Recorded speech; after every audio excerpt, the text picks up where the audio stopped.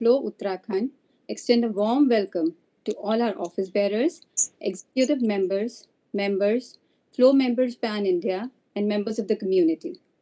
I would like to welcome our eminent guest, Ms. Richa Hora, and our moderator, Reshma Bajaj. A warm welcome to all. First thing first, I would like to share a brief of our upcoming events for the month of August.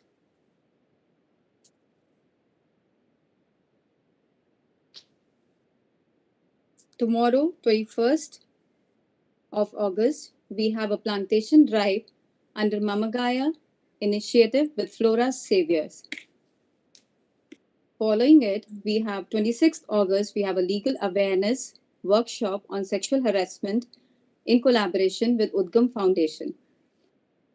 The art of hosting gatherings with Disha Jaskiran, founder I beg your pardon, and 5 other startups under Startup Cell and Business Acuren series on 28th August. Business Management from Bhagavad Gita with Ms. Priya Virmani, BBC London, in first week of September. Before moving on, I would like to share a brief introduction about Metaanoi. Metaanoi is a unique, one of its kind coaching service that helps people in every stage of their life and relationship, offering matchmaking, premarital coaching, relationship coaching, marriage coaching, and life coaching. Founded and led by Richa Hora, Metanoi's experts have years of experience in helping people maximize their life and relationships. We welcome you, Ms. Richa ji.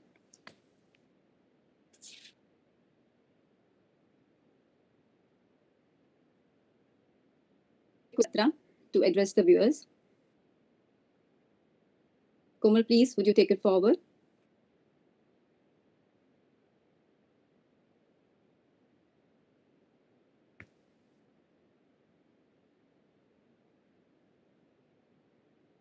Thank you, Trupti.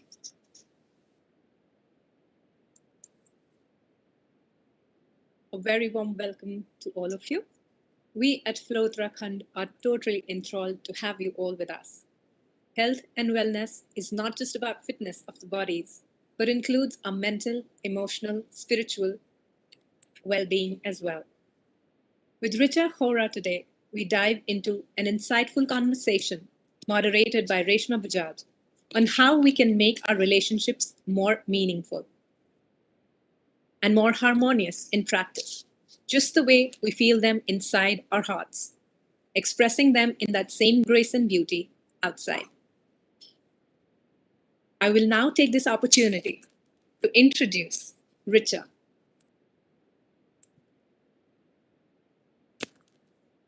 Richa is the founder of Metaanoi and a seasoned relationship expert, a certified life coach, and an MBTI expert with years of counseling experience and several relationships that she has built and saved. Richa has helped individuals and couples around the world. A people's person, Richa comes from a point of empathy, owing to which people have always found it easier to open up to her, from providing life coaching to helping people direct their focus towards constructive decision making, to providing Know Your Partner or the KYP sessions, as she calls them, for couples to understand each other better. Richa has helped people across all stages in their lives. It all started 6 years ago when Richa thought of doing something that was on the basis of how she felt and she grew in relationships. She had realized that most relationships turn dreary because people don't understand each other well. That's when she decided to become a relationship and life coach. And Metaanoi was born. Welcome, Richa. Thank you. Thank you, Komal. Introducing our moderator for the evening, Reshma Bajaj. A double master's in pharmaceutical formulations and healthcare administration from New York. Reshma interfaced between the doctors and patients to help them get the best results from their medications in the US. Being a health enthusiast, she counsels and empowers the patients to make healthy decisions along the phrase make living healthy a habit. After moving to Delhi, her career transited from pharmaceuticals to metallurgical sciences, overseeing marketing and production operations. A firm believer of maintaining good work life balance in the four quadrants of life: self, family, friends, and work. She loves to read, plan vacations, have musical nights, and fitness pursuits. Her motto is to find ikigai in whatever she does. A very warm welcome to you, Richa, and Thank you. Reshma. Taking the evening forward, I hand over the mic to Miss Reshma Bajaj. Over to you, Reshma. Hi, guys. This is Rishma Bajaj, and welcome to my rendezvous with Richa Hora, the real life coach in all her avatar. I'm not sure if you guys are privy to the fact that during pandemic, while we were all watching Netflixes, this woman was fiercely working on a business front, reaching out to millions and making a big difference through Metaanoi. And what a privilege it is today to moderate a session with Richa Hora. Richa Hora, please take us through your experience during lockdown and let us know your insights as to how you reached out to people. Hi, Reshma. Thank you. And thank you so much, Komal, and welcome everybody. Thank you for being here. Thank you for listening and giving me this opportunity today to share my experiences and share some insights that I have myself learned along in my life. It's great to share. Thank you once again. And Reshma, it's great to interact with you today after being a friend and being a moderator I today. know the I'm first in loving it. professional front, yeah. I'm Yeah. liking it. Thank you for asking that. So yeah, I mean, lockdown was tough for everybody. Lockdown has not been easy, but Metanoi, um, we actually scaled to our greater heights because of the adversities that are were prevailing in the society, in the families. Everybody was homebound, and while everybody was trying to figure out what to do in their lives with no work, with no office, with no school running, and even the housewives were homebound and leaking all their secrets, there are a lot of dynamics that had changed in the relationships. So, yeah, everybody was reaching out to find a new themselves and to how to handle their relationships and the chaos that was created in the minds of people during the pandemic, with the unprecedented times that were going on, which are thankfully receding right now. We are still not out of it, but during the past 2 years and the two waves that we've gone through, it was a tough call. But I'm happy to tell you that it was a wonderful, heartwarming experience to be able to be there for people on a click of a button to help them in their family issues, in their personal issues, in their career issues, and even in their marriage relationship matters. So, yeah, it's been a great journey. It's been wonderful to learn and understand humans and have a wonderful, experience to be able to help and reach out people all over the world. Because we also started online coaching in a big way during that time, thanks to Zoom calls and webinars. It was easier that way. Um, what would you say about the stress affecting relationships? Is it safe to say that even the healthiest of relationships are not immune to stress? Stress is part of our lives. I mean, even I get stressed at times. It's a pretty common, uh, you know, um, issue we go through in our daily lives. So, yes, it's a common factor. It's just that we need to handle it. We need to understand how to handle it rather than running away from it and making it a big issue or making it a big problem for ourselves. So that's the only way forward, to learn to embrace it, handle it, and find way forward. What was in your experience the most exemplary lives that you had touched? Example, I'm sure you have a lot of triumphs under your belt, a lot of achievements with your counseling. Could you quote us an example where you felt like you did your bit and you were very happy with your work? Thank you for asking that question, Reshma. Yes, it's very humbling. It's very gratifying, our work, the work we do, because you're able to touch pain points. You're able to heal them to the best of your ability.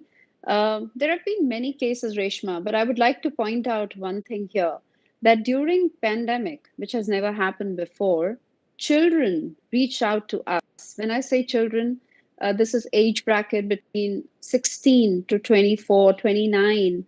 This age bracket where they were married and unmarried reached out to us to seek help for their parents. So they Ooh, called up and connected with us during pandemic, saying that we are seeing this dynamics. You see, because everybody went back to their homes, and it was home became office, and so there was a lot of chaos and in the family, and there were fireworks and probably misunderstandings. So instead of parents, you know that in older times, going to a coach or taking consultation has been a taboo. It's never heard of, but now it's the need of the hour. So instead of parents reaching out to us, children made those efforts to help, to seek help for their parents and even for grandparents. That was totally heartwarming. I mean, that was, a very motivating factor for me personally, to understand that the entire market and the entire society is open to seek help, because we need to understand, Reshma, if there is pain in your joints, you go to an orthopedic doctor, isn't it? right, And if right. you have pain in your ligament, you go and see a veins doctor, or we have specific doctors for specific problems. So when you have emotional issues, where you have psychological issues, where you need to sort out your life, you need to go to an expert to sort it out. So I'm very happy and very satisfied to understand that the society is slowly and gradually moving towards that direction of seeking help when they're in trouble. So this has been a big Absolutely. highlight, apart from the various experiences I've had in Dubai or London or even San Diego or even Ludhiana and Chennai for that matter. So yeah, it's been mixed bag of various cases we had to address.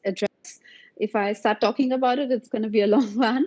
But the beautiful part was that people are opening up. They're opening up to bring about a change in their life. If they're not happy, they want to reach out, which is great. Yeah, yeah. I guess it's all about sciences, and this is also a science of human nature where you understand them and you work out the dynamics with each one of them. What I want to understand is, why did you specifically pick relationship coaching module? What was it that Mm. enticed you to that?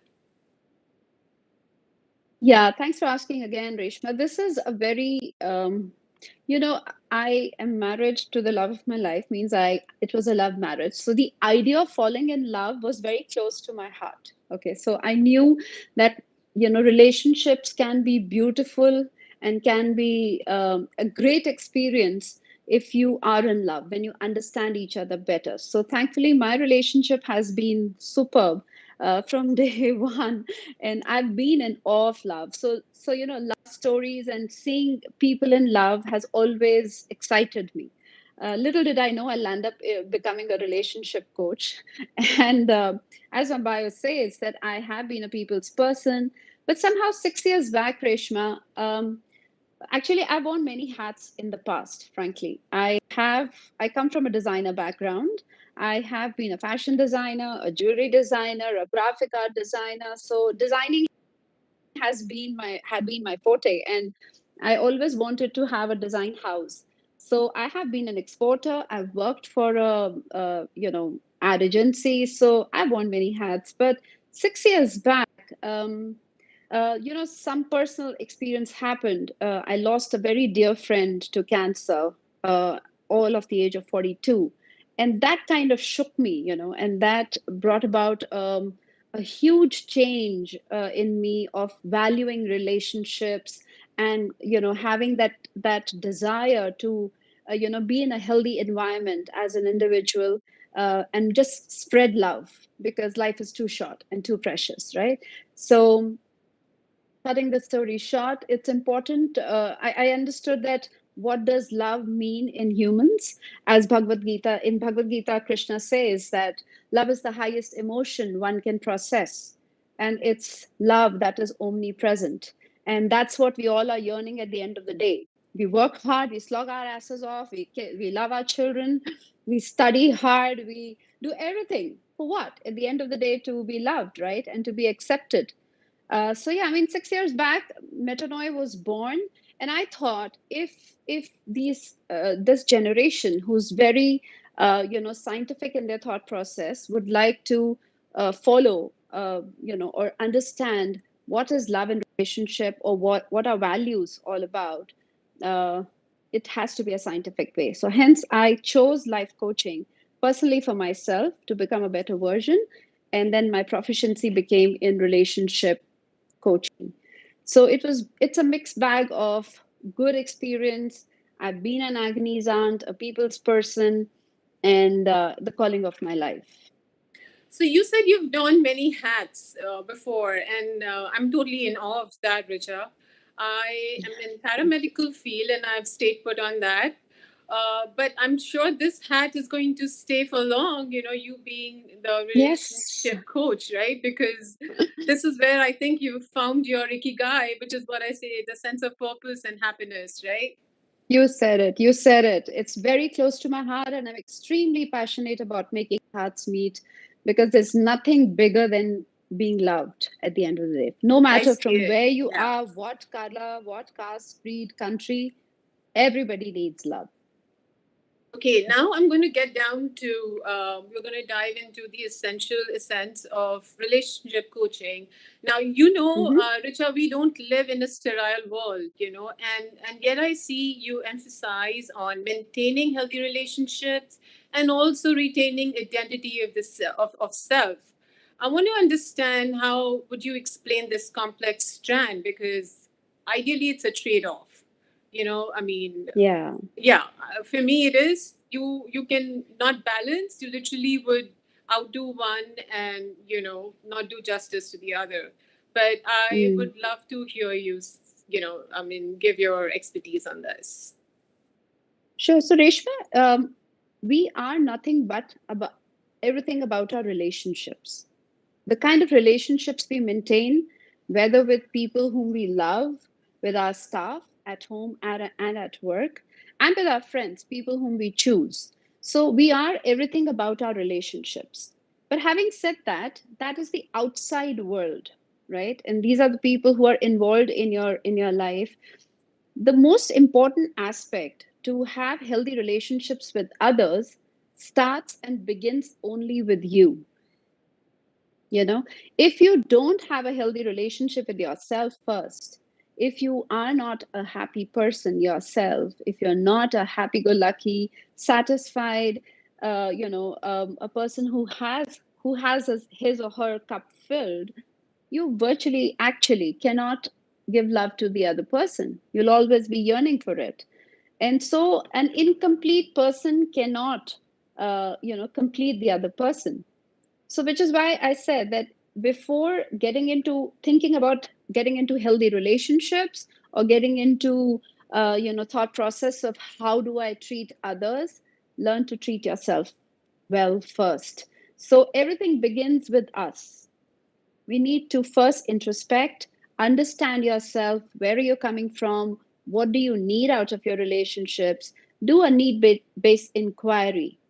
What is it that I need to become a better person, to be accepted, to be loved, to be cared. And that's how you build yourself up. So a healthy relationship with yourself is the foremost, is of paramount importance, actually. Richard, like I said, we're not living in a sterile world. So what if you had encountered a alpha profile, where the person is dynamic and wealthy and successful, but kind of is at the lagging end with his EQ, with his emotional Hmm. quotient. How do Uh-huh. you justify that statement of yours to maintain a balance? So when you are in a relationship with a person who doesn't have a solid EQ, and is not very emotional or very expressive to their thought process or to their emotions, we got to firstly accept the person how he or she is. We need to accept that this is how they are. You cannot change anyone, Reshma. So you got to first make peace with it that it's difficult for a person. For example, an introvertish person always finds it difficult to be emotive, to express and share your feelings. It's just that they can't. So probably that person is an apple and you're an orange, right? They're just different fruit. And who is better of the two? Both have equal, USP of theirs, and both are equally important. So there are different kinds of people. So first thing first is to accept each other, whoever and however you are. And if you're living with an introvertish person and you don't have your EQ fulfilled by that person, firstly be vocal about it.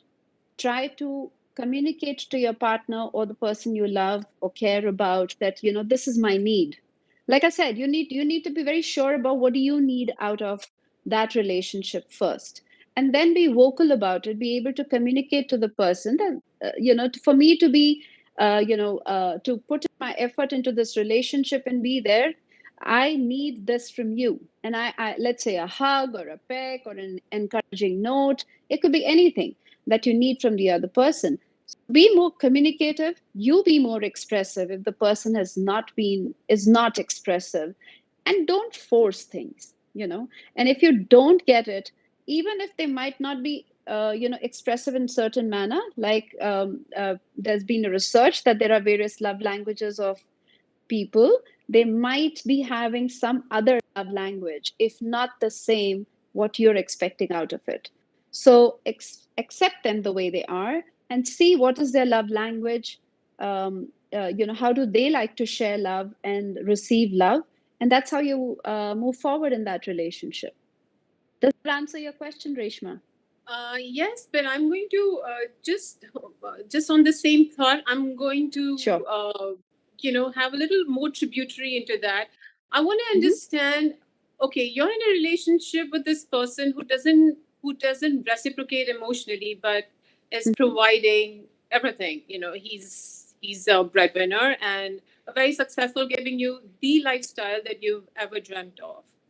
But Mm. to you, that relationship doesn't serve well. To you, this person is toxic because he doesn't understand you. Now, when do you realize, how do you let go of a person or a relationship like this? Is where you step in. What would you say to a person who has the perfect husband as per the society norms, but is not happy to live with them?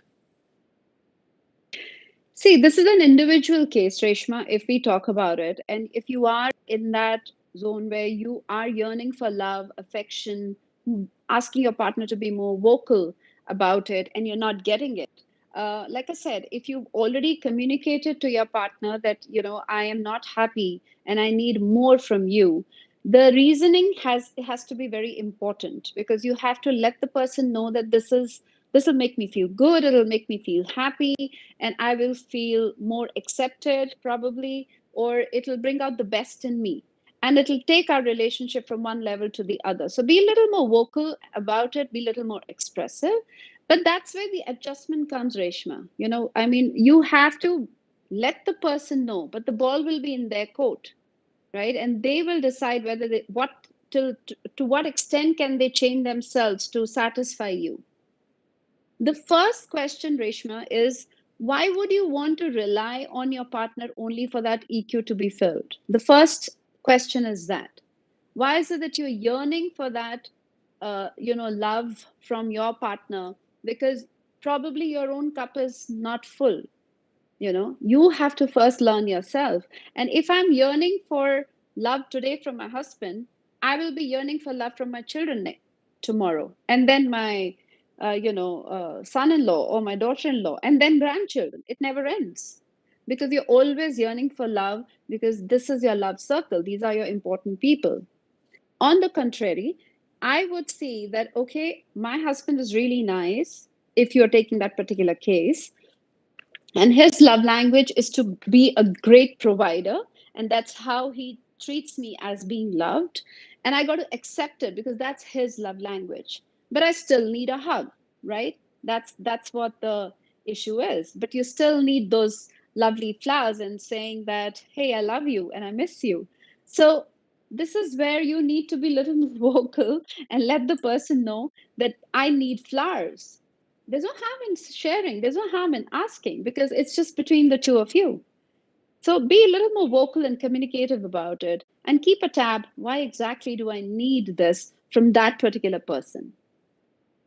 Um, Thank you, Richa. And also, we need to also understand from you, how much do you keep trying? When do you draw your boundaries and say, "This is it"? Hmm. I just wanna. I mean, Sure, this is my exit point right here. sure, sure.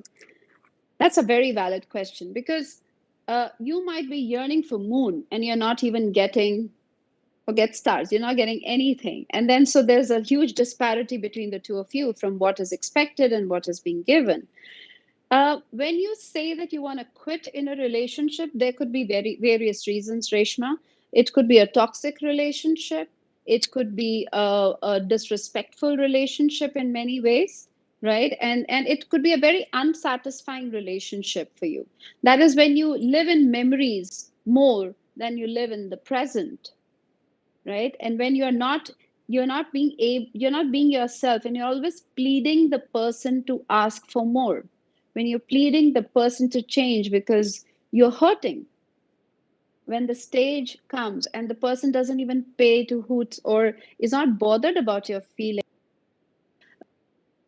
is not concerned how you're feeling, that's where you draw the line. And also whenever you feel disrespected, physically, emotionally, when wrong words are being used in life, or you feel emotionally exhausted, spiritually exhausted, and also you don't feel accepted for who you are, and somebody is always trying to change you or is always trying to bring you down and keep finding faults in you. So it could be various things that could, physical assault is a big one, and people really can be narcissists.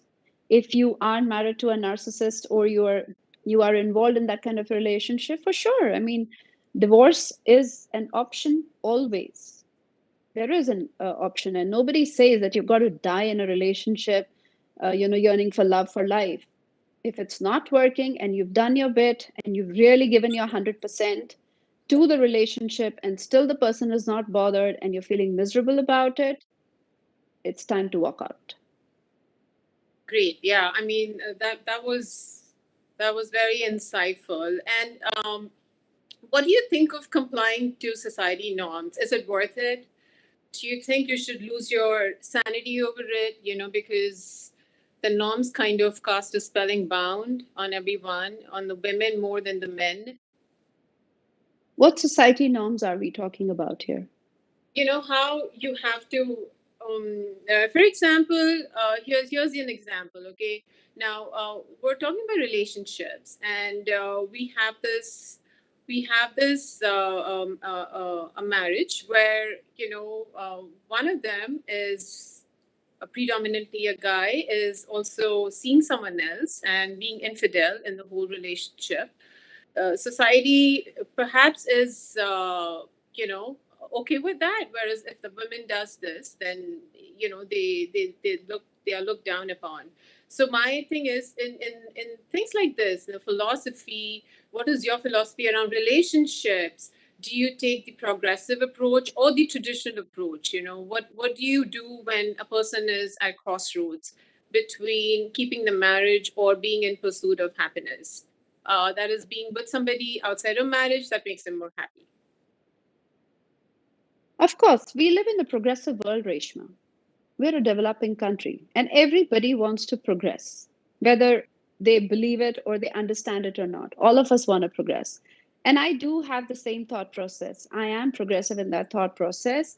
I always coach couples who come for coaching or who connect with Metanoid for coaching that if you've really given your 100% to the relationship and you have done every bit to try and work towards making it work and you've sought external help as well, which is very important, because you can sincerely not know what's going wrong. And when you're following a pattern, it's very difficult to come out of the loop. So if you've taken professional help as well, and you've done your bit, and you still feel that, I'm not a happy person, whether it's been 6 months or it's been 16 years, it could be the same feeling. Yes, you should walk out of it. There is no rule book to relationships, Reshma. There isn't. So everybody goes with their own experiences. You should do what works for you. Because, like I'm again saying, what makes you happy, do it. But there is a thin line to it. If you are not happy, if you have your, like when we do matchmaking, we ask people, what are your 5 non-negotiables? What is it that you cannot negotiate in your life? Right? And those 5 non-negotiables would come with the values or your moral values that you stick to. And you would be very strong on them. We all have our moral values and belief systems, right? So if you are aware of those moral values and belief systems, and those five non-negotiables are being met with your partner, or 4 out of them, if not all 5, then you'll be in a happy zone. But if it's not meeting and it's a complete opposite of what you thought the person would be, and you have voiced this to your partner that I'm not happy in a relationship, and it's not spoken to or taken into consideration the feeling, that's where infidelity happens, when we don't pay attention to our partner's needs and desires.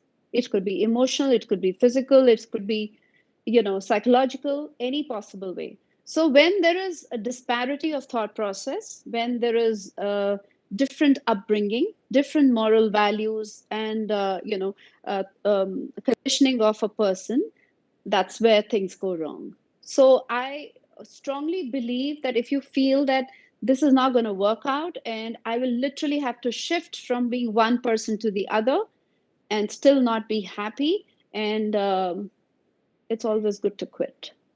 Okay, There's that's good nothing to wrong in it. yes. Yeah. So this is what I understand, because a progressive approach and a progressive module is always the way forward. And what do you think the impact of social media has on relationships? Especially the new generation. Do you think, is there a surge in infidelity more, or how the social media has consumed our lives, especially during pandemic, when Oh, when there was. yes. Yeah. So, what would be your take on that? Social media is a boon for many, and social media is a curse for many. Yeah. People who found their loved ones over social media, they can't thank the social media enough. And people who've actually, have broken relationships and misunderstandings and more chaos in their lives, curse social media. But again, we all have our own choices. It's a choice we make to be on a social platform or not be on a social platform. Like, I'm all over the social platform thanks to my work. I got to be there. But my husband doesn't even have a Facebook or an Insta account. It's a personal choice we make. But when a personal choice becomes an issue, when you want to request your partner or ask your partner to put your picture or to share your memories, your private life in social media, and it's not appreciated by the other partner, then becomes a problem. And then if you are not happy with the postings and too much time being spent on social media, consuming the private time and initial dialogue with the couple, that could be an issue. So it has its own pros and cons, the social media on our lives today. The important thing that you need to understand is that, where do you know how to draw a line? Where do you stay and make this a more viable solution to your problems and a place to have fun with, rather than getting absorbed by it? So there's a thin line one needs to draw.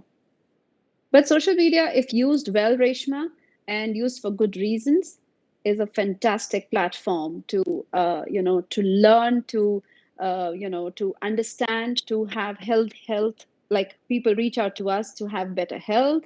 There's exercise happening online. There's doctors consultancy happening online. Social media platforms are used for various reasons, and so of course there are a lot of plus points as well. And what is the difference between responding and reacting? How do you elaborate on that? Responding and reacting to situations and relationships. Yeah, yeah. I heard they are very different. They're on different sides of the curve, and I want to understand what it is about. That's a very, very important question. And I'm glad you asked me, because when we are coaching couples, when we are coaching people who come to us with broken homes or with unhappy relationships, usually when we go back to the problems that they are facing and how it started or what's going on in their lives, the the whole point comes back to how do you respond to a situation. Instead of responding, you go reacting.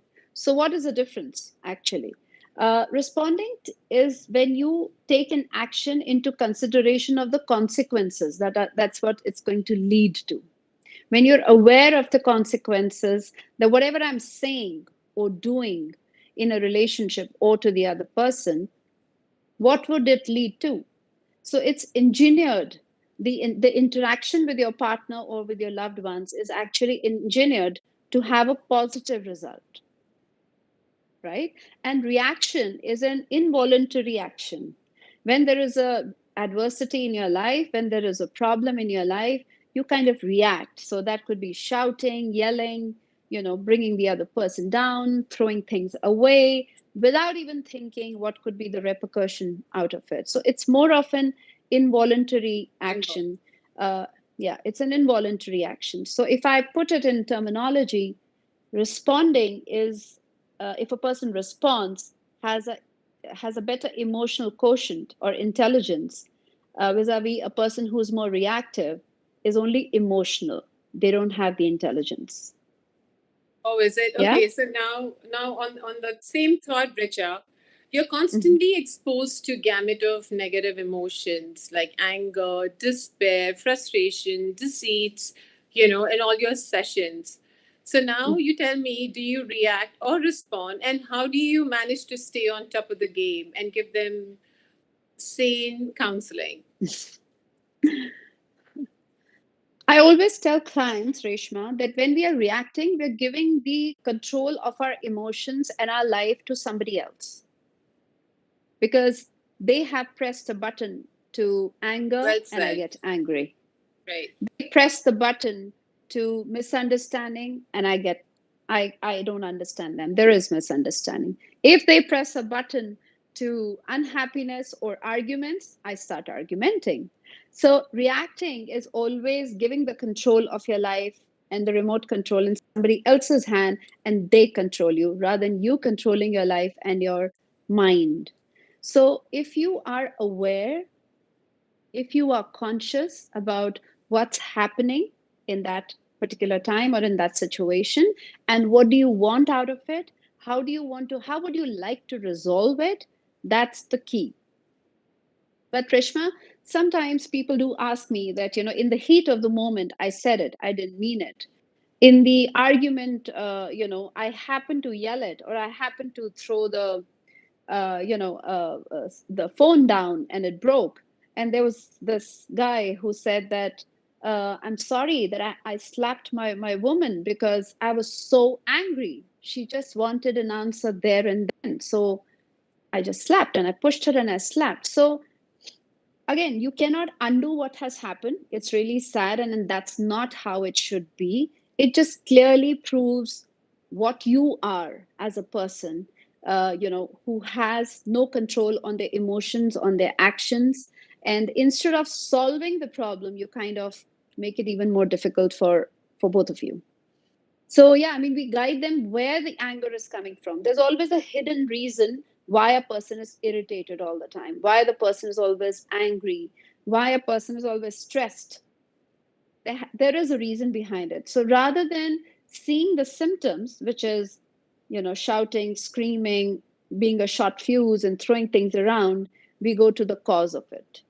So we delve into, as a coach, and understand where they're coming from and what is it that's actually bothering them. And these are just repercussions of that thought process.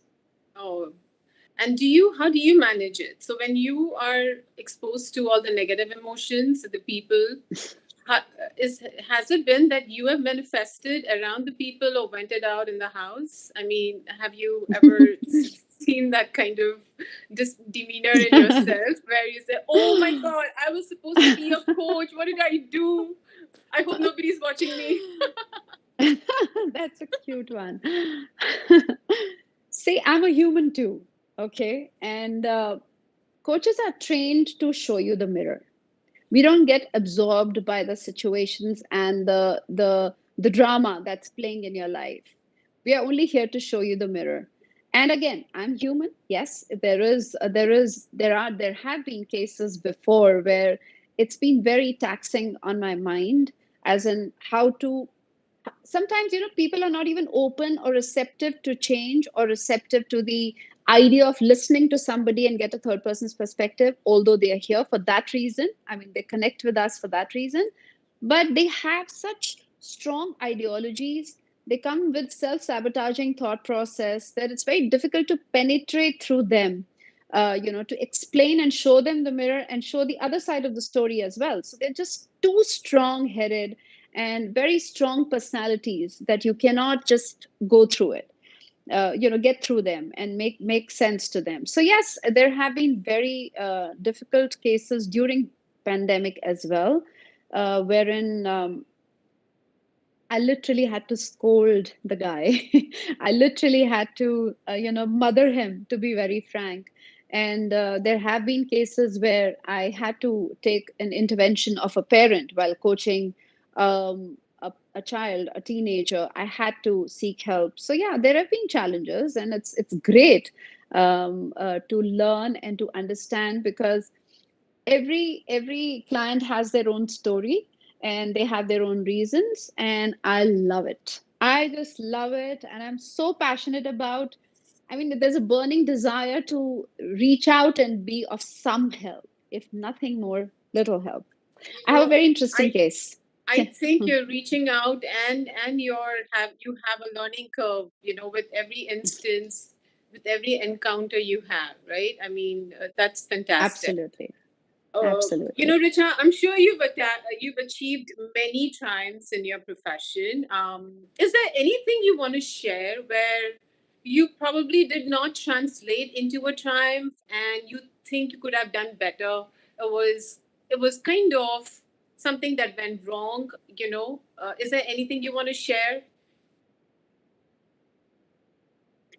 um See, when we are coaching, there was, I'll can I give you an example here? Of I mean, course, it's please. it's Yeah, easy we'd for me love to to. explain. So we had a couple who went recently from India to US, and they kind of knew each other and they got married, and now they're alone there. Families are in India, and they have their own careers, they have their own jobs, they're pursuing their own jobs, and so they had huge fights over very small issues, and it's just the way the guy was very, very strong headed, and he came with very strong ideologies, and he was a go-getter himself, and the lady had a little laid back attitude, and she wanted to take it easy and make more friends while the work was going on. And by the way, they were working for very good companies, reputed companies, but still, I mean, the approach to life was very different for those two individuals.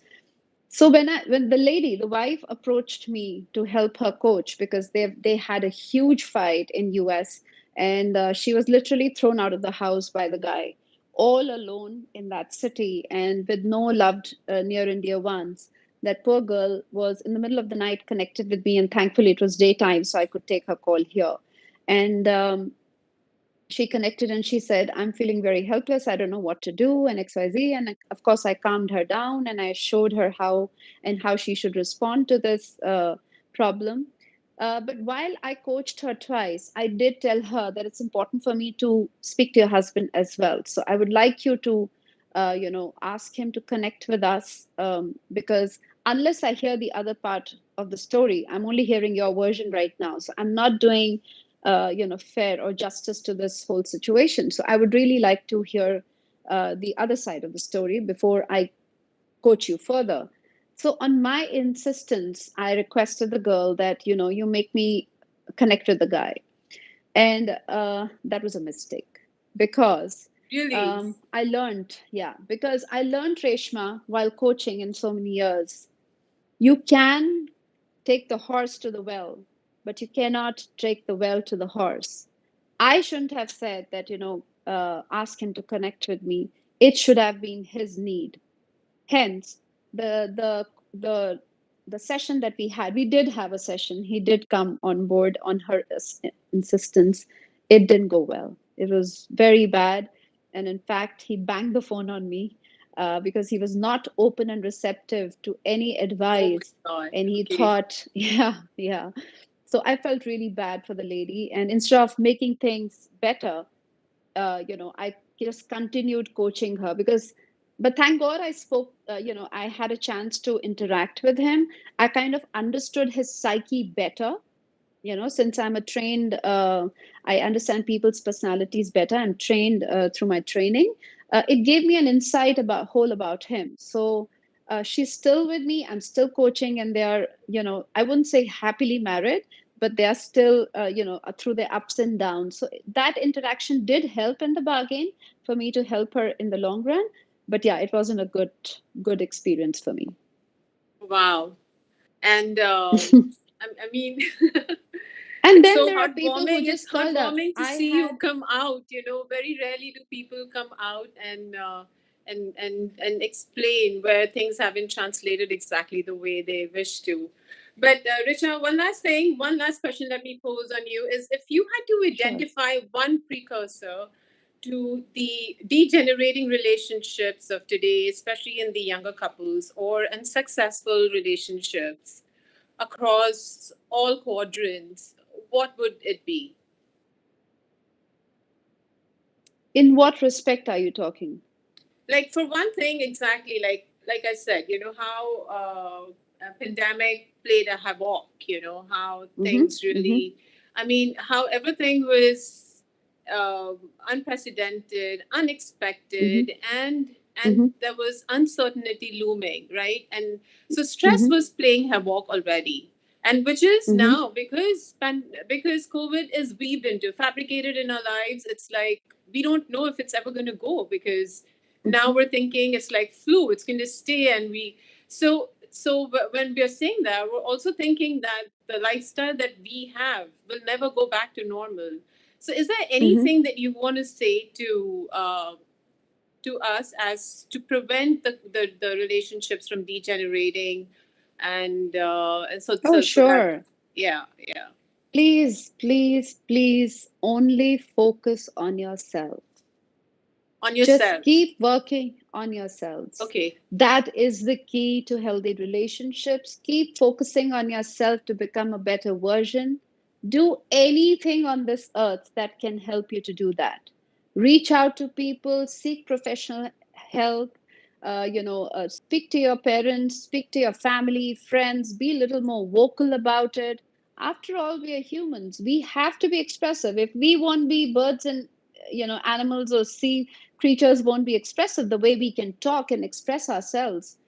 So why don't we use this, for our own betterment? So be vocal about it. Just don't put dust under the carpet. Don't sit over it and not do anything about it. If you want a better life, you better take action for it and don't blame. So you're saying self-love, right? Is the best way ahead, is the best way forward. Keep working on yourself. Yes. Okay, so all good things must come to an end, Richa. And as I wrap up, Ding. my take of this is grass is not greener on the other side. Grass is greener where you water. So if you Mm-hmm. want, guys, if you want greener grass, take care of your lawn yourself. And if you want your Mm-hmm. relationships to last, take care of yourself first and reach experts. Am I right, Richa? Absolutely. Bang on, Reshma. Great Okay. catching up and talking up with you. Thank you for all this. Thank you It's so been much. Thank you so wonderful. much, everyone, for the time and the effort. Thank you, Richa, and thank you, Reshma, for bringing forth such valuable information on how we can handle our relationships. I now open up the floor for question and answers. And Oh, that's amongst the great. audience, I see that our past president, Ms. Namita Gautam, is here. Namita ji, may I invite you to share a bit of your experience in this area of relationships. There's so much work that you do, and there's so much that you have to share with us.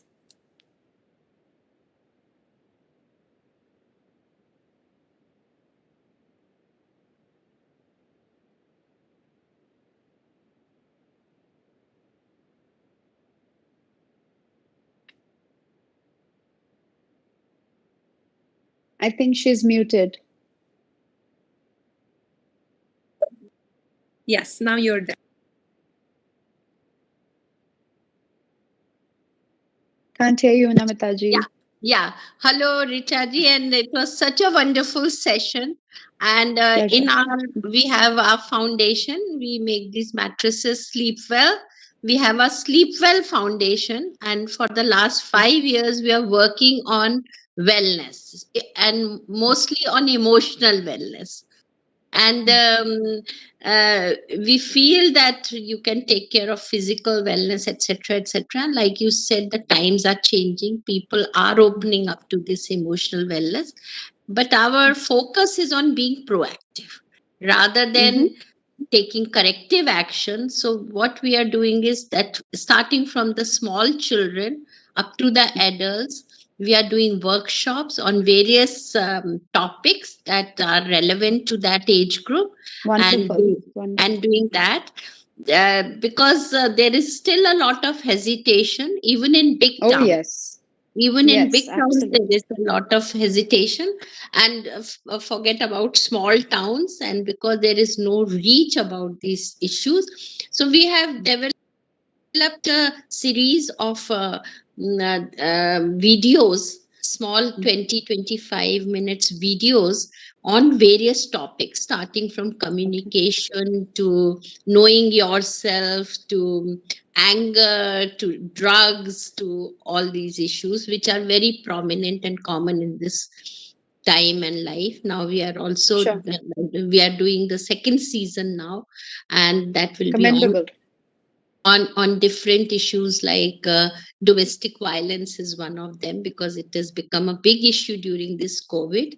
So this is what we are doing, and it was lovely. It has reinforced my commitment to this cause after listening to you. And you are a wonderful person, see, because you're such a lovely style of talking, and your the whole aura is very beautiful.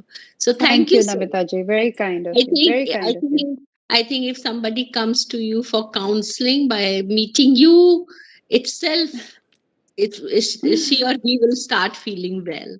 So thank you Thank so you much. for saying And thank you, that. Komal, for inviting us and giving me this opportunity to say a few words. All the very best. Thank you Thank so you, much. Namita ji.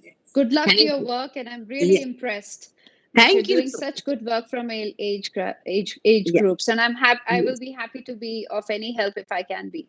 Definitely. I will definitely connect you. I'm looking for now talking of premarital counseling. That is Oh, something. that's our Yes. forte. Yeah. That's our Okay. forte. So Namita ji, that's definitely very Metanoi's forte. They have their okay. KYP, Know Your Partner Okay. sessions, Okay. where she has Okay. a module of getting the partners to know each other and see if they're compatible to move forward. So maybe the next film will be made with her for these video films on Done. these issues. Yeah. Thank you so much. Thank you, love. Lovely. Pleasure. Thank you very Yes. much. Namita ji. Thank you, Komal. And Reshma conducted it so well. Thank you so much. Richa, we have a few questions in the audience. Sure, happy to answer. Please shoot them. You spoke about yearning, right? So there's a question from Shalini Mittal. She says, I want to know, is yearning for love wrong? The partner says he is not wrong and doing nothing, which is not the one, and you feel he is being dishonest. How do you manage this? Dishonesty in relationship is totally unacceptable. It could be dishonesty, of your expressing your feelings, and not being true to yourself or to your partner is not acceptable. Yearning for love, Shalini, you said Shalini, right? Yes.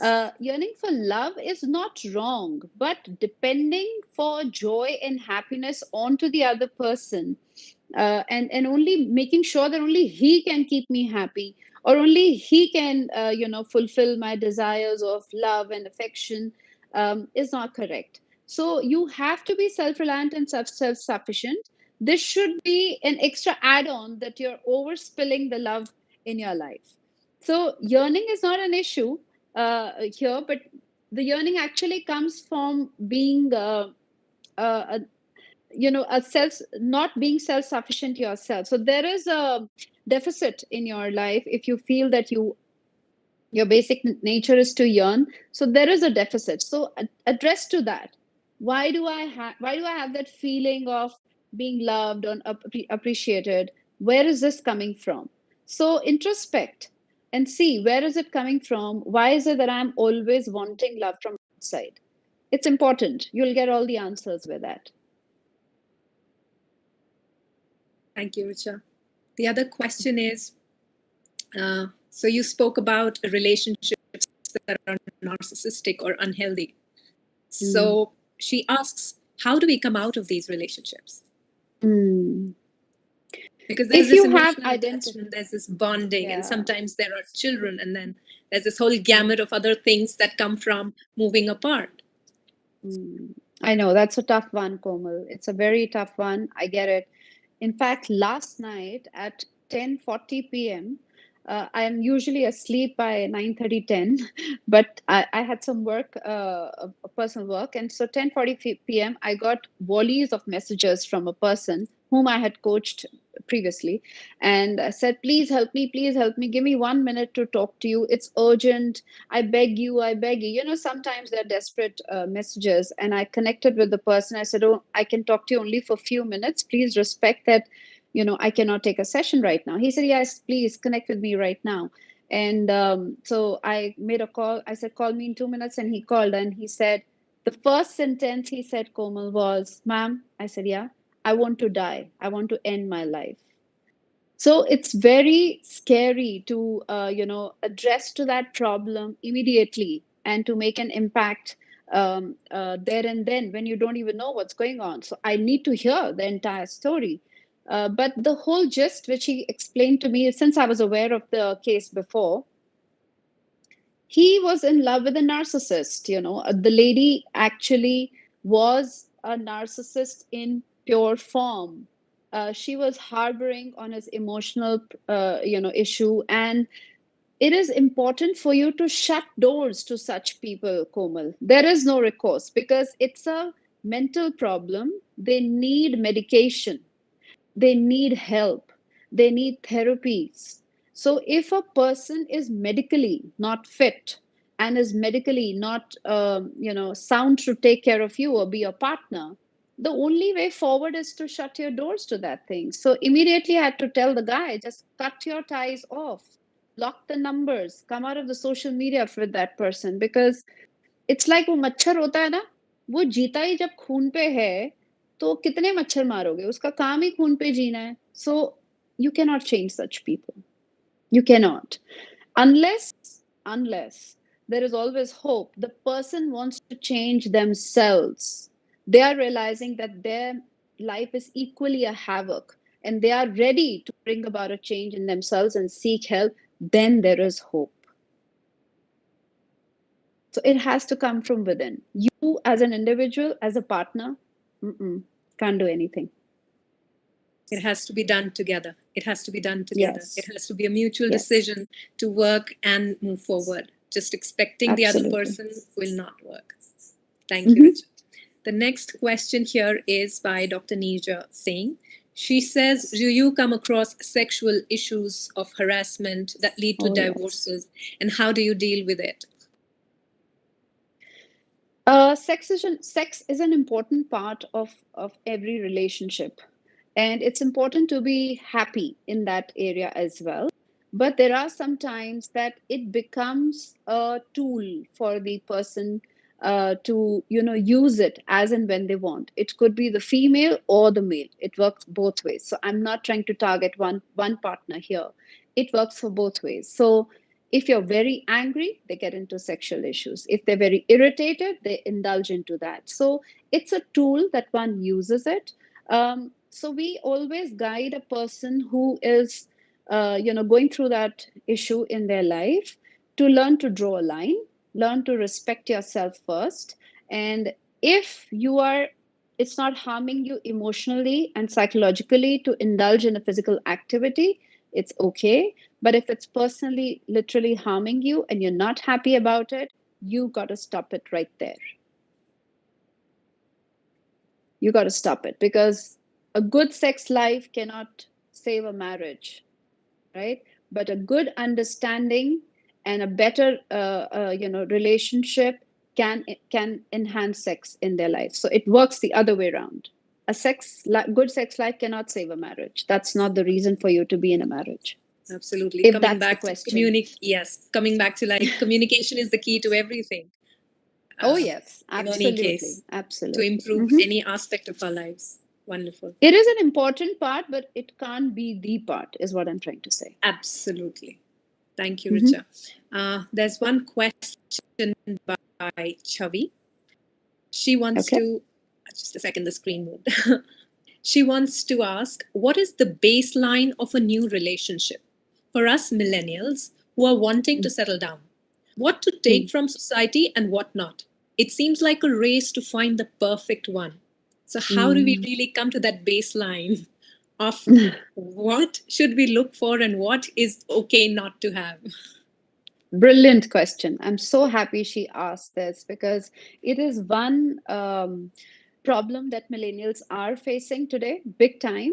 So I would say three things. Okay. One is stick to your core values and systems. If it doesn't match to with the person whom you're considering for marriage, and he has a different upbringing, different thought process, and different values and moral values, please say a no. Point number two is, see, do they walk their talk? People have a habit of impressing you with their talks. People have a habit of going all overboard by, making tall promises, because you want to woo each other. It's very natural. You want to be at your very best. So you need to be very smart in understanding whether he or she, for that matter, is walking their talk or not. So just don't go get carried away by the words, see their actions as well. And point number three is, when you're identifying a partner, it's important for you to see what do their immediate friends have to say about them, or your friends have to say about them when they first meet them. Because this is your peer group and this is his or her peer group, your partner's peer group. If they have something else to talk about behind the person's back, or have an opinion about the person, then there's a red flag. So these are the first three, quick tips that you can understand. But I'm sorry, who asked this question? Can I get the name again? Chavi. Chavi. So, Chavi, otherwise, if you want to get into the detail of understanding how to go about it, connect with me. I'll really help you in that respect. But you know what? Actually, Komal, it's so sad that these poor kids have so much available, and it's so confusing to select the right partner, to select the right person, because we say yes to people for very wrong reasons. And that's where the whole problem starts. So your reasoning to say yes to someone has to be the right reason, your right reason. I hope I answered your question, Chavi. I think you answered it really well. Those 3 pointers, I think, are key to all of us to keep in mind: your own value system, the other Mm-hmm. person walking their talk, and what do our peers and our our people who are valuable to us, what is it that they think about them? Because they've been with us for so long, they know how we are as a person and whether this person fits into our life the way we are expecting that person to. Thank you for sharing That's that. a first-hand experience that they get it. Yes. Yes. Thank you, Richa, so much. Pleasure, Komal. With this, I will hand over the mic to our Vice Chairperson, Ms. Anuradha Mala, to deliver the word of thanks.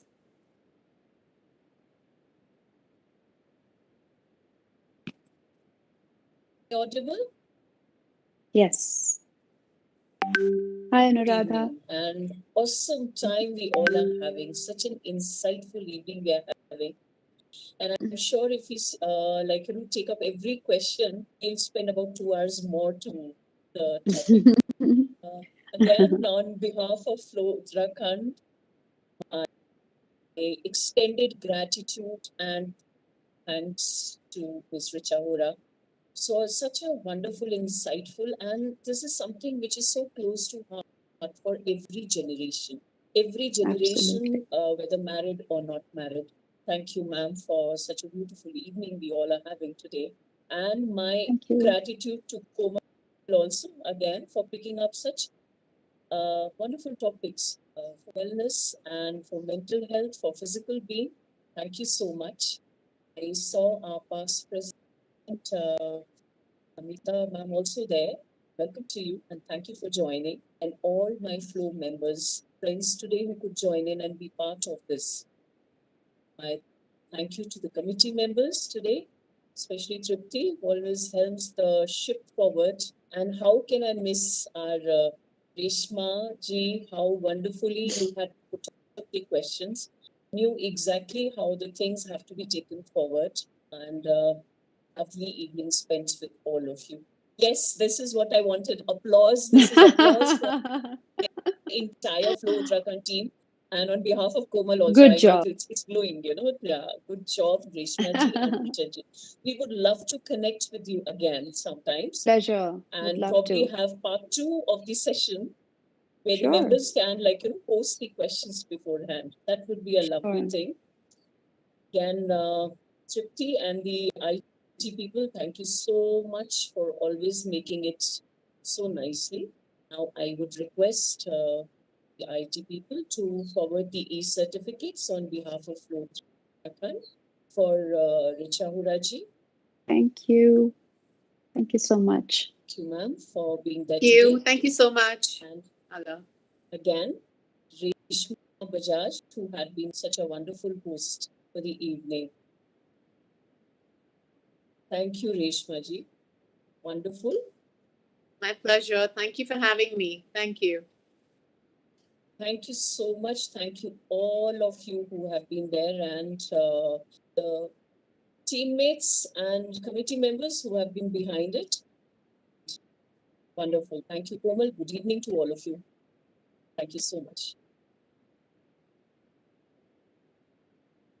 Thank you, Anuradha, for your kind words. And you're very pretty and would love to connect again soon. Thank you, everyone. We'll see you soon again.